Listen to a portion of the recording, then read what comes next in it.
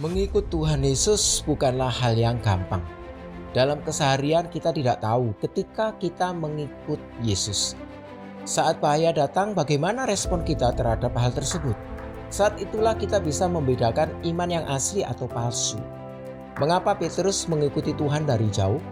Mau kabur tapi gelisah. Mau ikut tapi berbahaya. Dia sedang terguncang. Apa masalahnya? Ini masalah iman. Dia masih belum tahu siapakah Kristus. Yang menjadi alasan kita terguncang adalah ketidaktahuan akan Kristus. Karena kita tidak tahu siapa Yesus yang kita percaya dan kita ikuti. Itu sebabnya kita tidak bisa beriman kepada Yesus. Kita tidak bisa mengikuti Yesus. Kapan kita mengalami kesulitan hidup di dunia ini? Saat hidup kita terguncang. Kenapa terguncang? Karena keadaan tidak sesuai dengan yang kita mau. Akan tetapi, kita karena masalah yang sulit datang, kita berpikir hidup ini terguncang. Tapi tidak seperti itu. Keadaan kapanpun bisa menggoncangkan kita. Karena iman kita goyah, keadaan kapanpun bisa goncang. Yang penting bagi kita ialah memasang fokus kita pada Kristus. Budaya-budaya kita dengan kuat bisa menggoyahkan iman kita. Sekaranglah waktunya memperjelas identitas kita sebagai orang percaya. Yang unik ialah ketika kesulitan datang, iman terbagi menjadi dua. Semakin berat penganiayaan, ada yang semakin dalam imannya. Tetapi ada juga yang semakin jauh imannya. Iman kita terbukti ketika kesulitan datang. Orang percaya, jangan menunjukkan sikap yang bodoh. Apa yang penting?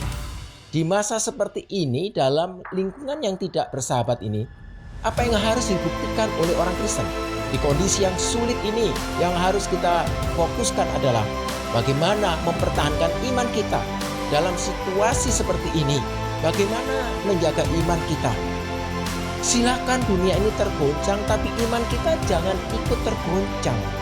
Oleh sebab itu, setiap kali hidup kita tergoncang, kita harus pastikan bahwa kita ada dalam kebenaran. Apa kata orang itu tidak penting. Apapun situasinya bukanlah masalah. Intinya adalah bergumul. Apakah kita berpegang pada kebenaran?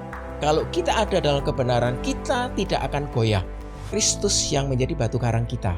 Saudara yang terkasih, bagaimana dengan Anda? Apakah iman dan kehidupan Anda sedang goyah? Kenapa goyah? Apa yang sedang Anda pegang? Keadaan tidak sesuai dengan yang kita bayangkan. Apa yang harus kita lakukan? Apakah saya sungguh-sungguh melakukan kebenaran, mengetahui dan memegangnya dengan benar? Saudara, apa yang bisa melindungi kita di dunia ini? Tidak ada. Kebenaran tidak menipu kita. Saya berharap kita bisa menjalani hidup dengan tidak goyah. Jangan hidup dengan iman yang tidak benar. Semoga hidup kita dibangun di atas Kristus, batu karang yang teguh. Saya berdoa agar Anda bisa lebih lagi berpegang teguh dan mengikuti Tuhan. Dalam nama Tuhan Yesus, saya memberkati.